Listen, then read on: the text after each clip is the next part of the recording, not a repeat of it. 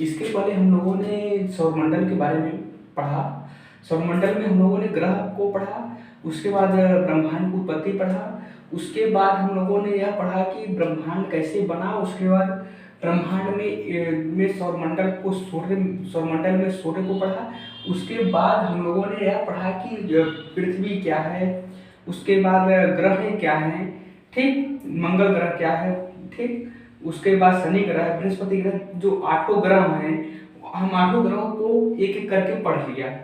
तो पृथ्वी के बाद पढ़ने के बाद हम लोगों ने पूरे ग्रह जब पढ़ लिया, तो उसके पढ़ने के बाद हम लोगों को यह पढ़ना है कि चंद्रमा जो है उनके बारे में पढ़ना है। चंद्रमा के जो इम्पोर्टेंट जो टॉपिक हैं, जो इम्पोर्टेंट क्वेश्चन है, जो आप सभी के वनडे एग्जाम में जो पूछा जाता है, तो उन सभी को कवर करने वाले हैं।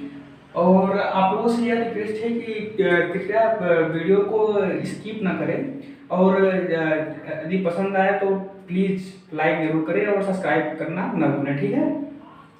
तो आज हम लोग चंद्रमा के बारे में बात करेंगे। किसके बारे में? चंद्रमा के बारे में, ठीक। चंद्रमा के बारे में बात करें तो चंद्रमा एक क्या है? चंद्रमा एक उपग्रह है। क्या है? उपग्रह है। चंद्रमा उपग्रह किसका है? पृथ्वी का उपग्रह है। पृथ्वी का एकमात्र उपग्रह जो है जिसका नाम है चंद्रमा। क्या नाम है? चंद्रमा। क्या नाम है? चंद्रमा। पृथ्वी का एकमात्र उपग्रह है जिसका नाम चंद्रमा है। चंद्रमा जो है पृथ्वी के चारों तरफ, जैसे पृथ्वी सूर्य के चारों तरफ अपना परिक्रमा करता है, उसी तरह चंद्रमा जो है पृथ्वी की परिक्रमा करता है, ठीक। तो हम बात करते हैं चंद्रमा के बारे में। तो चंद्रमा जो है, चंद्रमा और पृथ्वी के बीच की दूरी जो है वह कितनी है, यह हम लोग जान लें। तो वह जानने के लिए हमारे जो है साइंटिस्ट जो हैं, उन्होंने यह गणना किया, तो उन्होंने पाया कि चंद्रमा और पृथ्वी के बीच की दूरी जो है वह आपका है 3,84,365 किलोमीटर। कितना है? 3,84,365 किलोमीटर। यहाँ से यहाँ पृथ्वी और चंद्रमा के बीच की दूरी जो है वह 3,84,365 किलोमीटर है। उसके बाद जो है क्या होता है कि चूंकि यह चंद्रमा है, तो चंद्रमा जो है पृथ्वी के चारों तरफ इसी तरह परिक्रमा करता रहता है, ठीक। इसी तरह यह परिक्रमा करता रहता है, ठीक। तो यह परिक्रमा जो है चंद्रमा, इस पूरे परिक्रमा को करने में कितना समय लगाता है? तो यह परिक्रमा जो है, पृथ्वी की परिक्रमा जो है चंद्रमा करता है, तो यह परिक्रमा जो है वह 27 दिन में और 8 घंटे, ठीक। 27 दिन और 8 घंटे में यह परिक्रमा जो है पृथ्वी का पूरा कर लेता है, ठीक। यह बात समझ में आई आप लोगों को? उसके बाद क्या है, हम लोग बात करें तो इस चंद्रमा की व्यास के बारे में बात करें, तो चंद्रमा का जो व्यास है वह 3480 किलोमीटर है। कितना है? यहाँ से यहाँ के बीच की दूरी यदि हम ज्ञात करें, तो यह जो है इसका व्यास जो है वह आपका जो है 3480 किलोमीटर है। कितना है?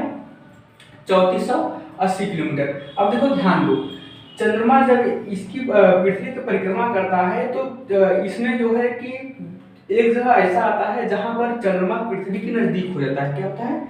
चंद्रमा जो है पृथ्वी के नजदीक होता है। जब चंद्रमा पृथ्वी के नजदीक हो, क्या हो? जब चंद्रमा पृथ्वी के नजदीक हो, ठीक, तो उसे क्या कहते हैं? जब चंद्रमा पृथ्वी के नजदीक हो तो उसे सुपर मून कहते हैं। क्या कहते हैं? Super moon.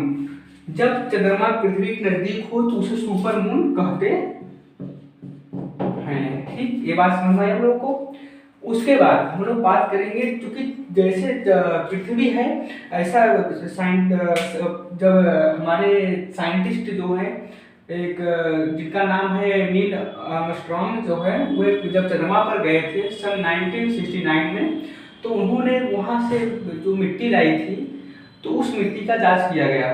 तो उसके जांच से पता चलता है कि जो जितने समय से जो है पृथ्वी हमारा की उत्पत्ति हुई, उतने ही समय में इस चंद्रमा की भी उत्पत्ति हुई थी। यह माना जा रहा है कि यह इसकी उत्पत्ति जो है पृथ्वी के समय ही हुई थी। उसके बाद इस जो मिट्टी को लाया गया था, उस मिट्टी का और भी परीक्षण किया गया, तो उसमें पता चला कि चंद्रमा की मिट्टी में सबसे ज्यादा कौन सा पदार्थ पाया जाता है। तो पता चला कि चंद्रमा के मिट्टी में सबसे ज्यादा क्या पाया जाता है, सर क्या पाया जाता है, टाइटेनियम। क्या पाया जाता है,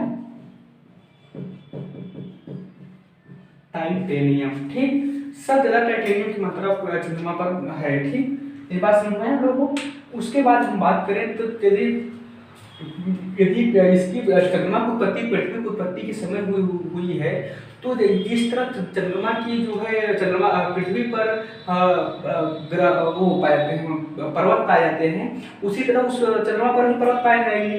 तो साइंटिस्टों द्वारा यह देखा गया कि चंद्रमा पर भी पर्वत हैं। तो चंद्रमा पर जो सबसे बड़ा पर्वत है, उस पर्वत का नाम हम लोग जान लेते हैं। तो चंद्रमा पर जो है सबसे बड़ा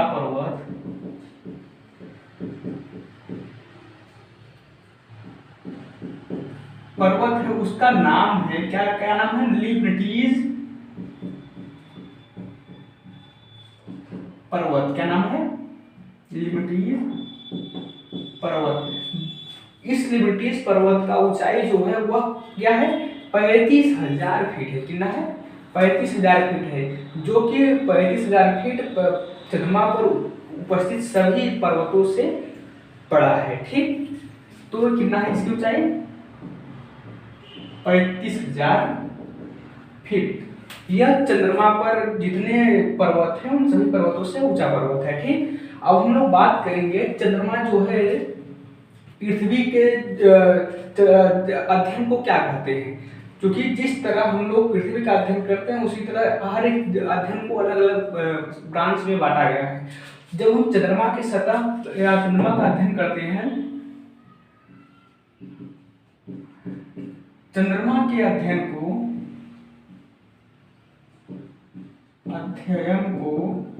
आप क्या कहते हैं, सेलेनोलॉजी। क्या कहते हैं, सेलेनोलॉजी।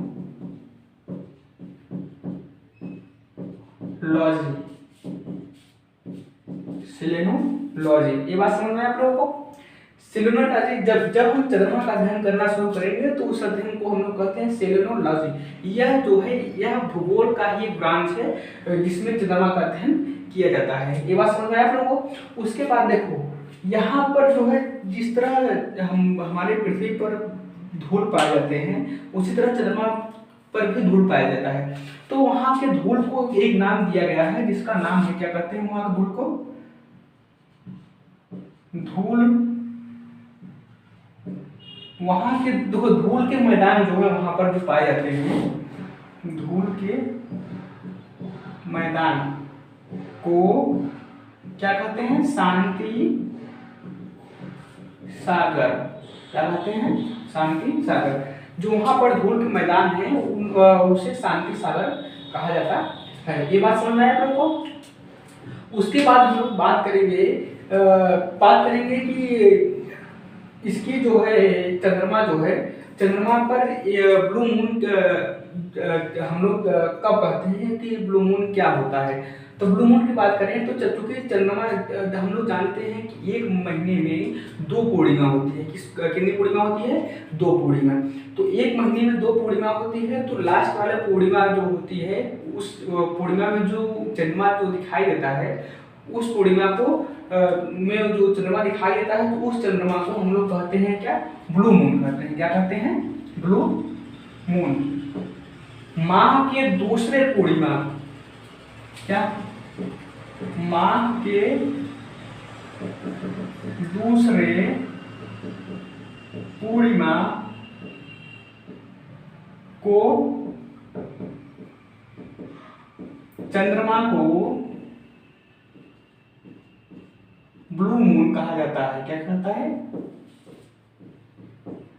ब्लू मून कहा जाता है। ये बात समझ में आया आप लोग नहीं। हम लोग बात किए चंद्रमा के ब्लू मून किसे कहा जाता है, ये बात हम लोगों को समझ में आ गई होगी।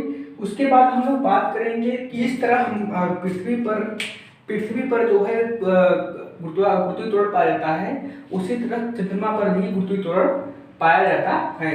तो पृथ्वी का जो है देखो गुरुत्वीय त्वरण जो होता है वह उसके द्रव्यमान पर डिपेंड करता है। तो चूंकि पृथ्वी का द्रव्यमान जो है चंद्रमा के द्रव्यमान का 81 गुना बड़ा है। कितना बड़ा है? 81 गुना बड़ा है। इसी वजह से जो है उसका द्रव्यमान जो है घट जाता है, उसका गुरुत्वीय त्वरण जो है घट जाता है। तो क्या हुआ कि हम गुरुत्वीय त्वरण के बारे में बात करें तो पृथ्वी का जो गुरुत्वीय चंद्रमा का जो है चंद्रमा का गुरुत्वीय त्वरण जो होता है वह पृथ्वी के गुरुत्वीय त्वरण का 1/6 होता है। ये जो स्मॉल जी है यह पृथ्वी का गुरुत्वीय त्वरण है। इसका वैल्यू जो है नियरली जो होता है वह 10 मीटर प्रति सेकंड के बराबर होता है, प्रति सेकंड स्क्वायर बराबर होता है। ठीक, प्रति सेकंड स्क्वायर के बराबर होता है नियरली। उसके बाद यदि हम बात करें इसके द्रव्यमान की तो इसका द्रव्यमान जो होता है वह पृथ्वी द्रव्यमान के बस 1/88 होता है। ठीक, वह भाग है क्या है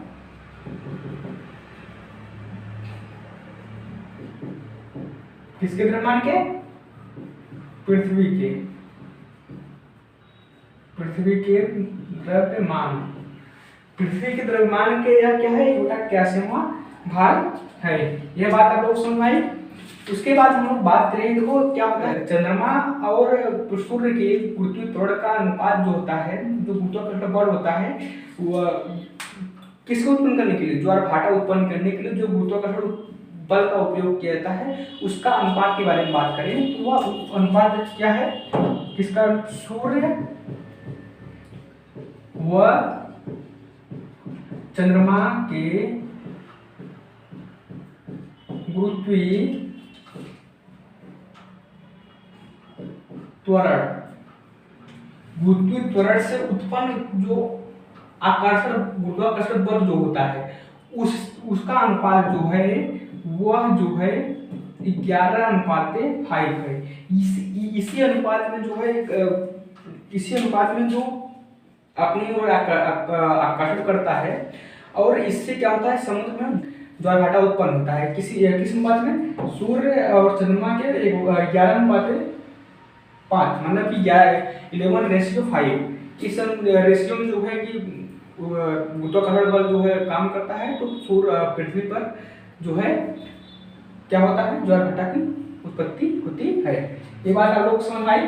उसके बाद हम लोग बात करें चंद्रमा के बारे में और बात करें आपके बारे में और बात करें तो यह देखो क्या हुआ था कि सन 1969 में जो है कि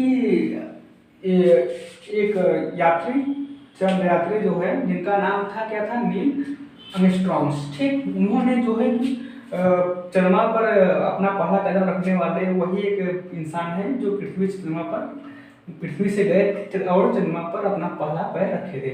क्या हुआ सन 1969 में जो है कि अपोलो 11 द्वारा, इस यान का नाम क्या था? यान जो था वह था अपोलो 11। अपोलो 11 द्वारा जो है यात्री जो है गए थे जिनका नाम था क्या था? Neil Armstrong. क्या था? Neil Armstrong. क्या नाम था उनका? Neil Armstrong. ठीक, नील आर्मस्ट्रॉन्ग ने जो है कि उन्होंने सन 1969 में जो है अपोलो 11 द्वारा अपना पहला कदम रखा था। ये बात जो है कि पूछता है एग्जाम में। ठीक है, इस बात को आप लोग याद कर लीजिएगा। यह जो हुआ हम लोग बात किए किसके बारे में। और हाँ एक बात और, यहाँ पर जो है उस जिस जगह उन्होंने वो गए थे वह क्षेत्र का नाम था मेर क्षेत्र। क्या नाम था? मेर क्षेत्र में गए थे। ठीक, मेर क्षेत्र में वो गए थे। कौन गए थे? Neil Armstrong. ठीक, ये जो हम लोग बात किया चंद्रमा के बारे में। और आप लोगों से रिक्वेस्ट है कि प्लीज़ आप सब्सक्राइब करें, लाइक करें एंड शेयर करें। ठीक।